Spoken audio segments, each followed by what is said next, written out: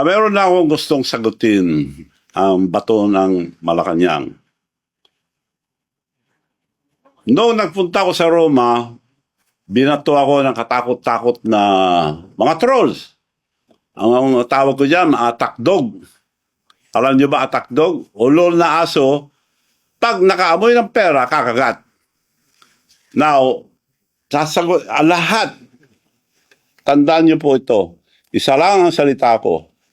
Pag may totoo sa mga panira nila, magpapakulong ako. Ngayon, hindi sila nakontento sa trolls. Ngayon, ang naging trolls, yung spokesperson ng Malacanang, Claire Castro, Yusek Claire Castro. Ganun ba kababa ang spokesperson ng Malacanang? Naging parang attack dog.